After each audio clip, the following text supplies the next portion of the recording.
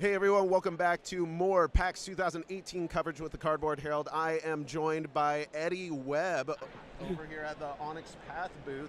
How you doing, Eddy? Good, good. It's been a great show so far. Yeah. This is your first PAX Unplugged? Okay, so what is the vibe here that's a little bit different than other conventions that you've been to in the past? The one thing I love about PAX right now is that there's some people who are unfamiliar with this area, and so like at Gen Con you get very well-established knowing fans, but here it's just like, oh, I don't know what tabletop role-playing games are, tell me more about that. So it's really exciting to get brand new people interested in the hobby and our company in particular. Yeah, it's really interesting here at the con. This is one of the few dedicated role-playing game booths. I mean, there are several here, but it's nice to see that Onyx Path is really bringing a lot to the convention. It looks like a lot of people are really interested. What are people primarily picking up at the booth? Well, I think the big thing people are picking up is probably Monarchies of Mau. This is brand new at the show. I mean, we just finished their Kickstarter fulfillment, and we just went live Wednesday, so like this is like the first time we're selling it. We're excited about that. And also, I mean, the cute cats obviously draw people in. They're really excited about, what's going on there? You know? Turns out the internet is excited about cats. What are the odds, right? You know. And this is the sequel to Pugmire, right? Yeah, exactly. This is a complete self-contained core game, but it's compatible with Pugmire. So if you make Pugmire characters and want to play them in the Monarchies of Mau, the character just drops right in and you go. Okay, and now is this a game that you were a core designer on? Did you just develop it? Like, what was your direct involvement with the game? So, much like Pugmire, it's actually a game that IPI owns. So it's a creator-owned game that I have a license with Onyx Path on. I was a lead kind of designer, but also Pugmire I wrote a lot myself. This one was much more of a team effort. It's like, I'd written Pugmire, I was happy with that, but I wanted to get new voices on board, so I hired a group of people to work with me on Monarchies of Mau. So it was much more of a collaborative effort than Pugmire was. So for those of you in the audience who may just be exposed to Monarchies of Mau or Pugmire for the first time and think that this is just cute critters with swords, yeah, that is a little bit of it, but there was actually a lot of emotional background that you imbued into Pugmire. Do you feel like you drew from some of those same places and have the same like personal meaning in Monarchies of Mau as well? Absolutely. I mean, and much I've had a lot of dogs in my life, but I've also had a number of cats in my life as well, and so that same place. But it's definitely a different vibe. Monarchies of Mau is much more political, for example. There are actually 6 distinct houses that you can be a part of. So there's a lot more of the political interactions between the different houses, a little kind of Game of Thrones-y in that respect, so a lot less murder and incest. Not when it comes to cats I've been exposed to. Fair enough. What you do in your games is your business, not my problem.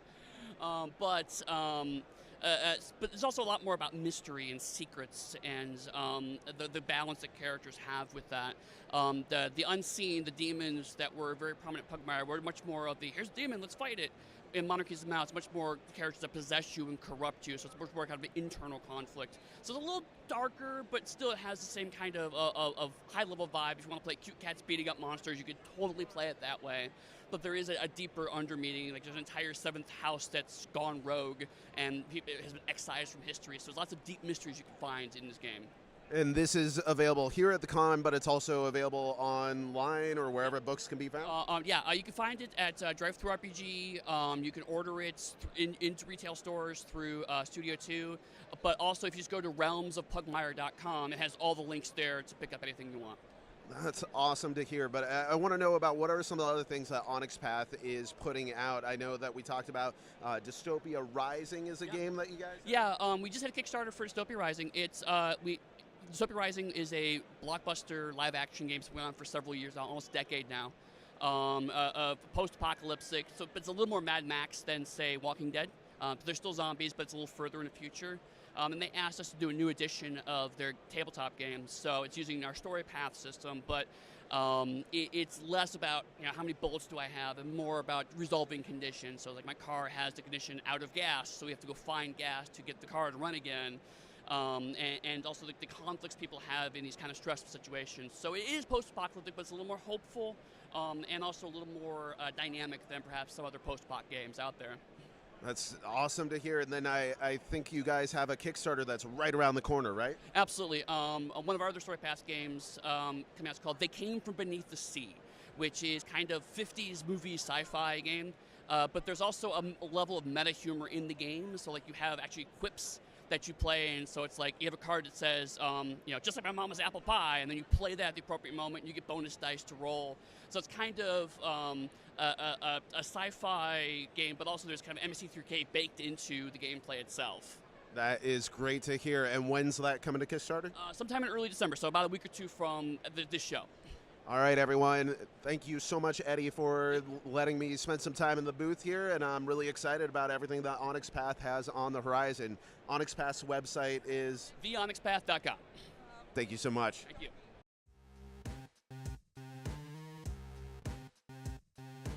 If you enjoyed this video, we have all kinds of other reviews, interviews, and recommendations via writing, podcast, and video here on our channel and website cardboardherald.com. Our content is audience supported, so if you want to show your support, please visit our Patreon. Thank you so much for watching. This has been the Cardboard Herald.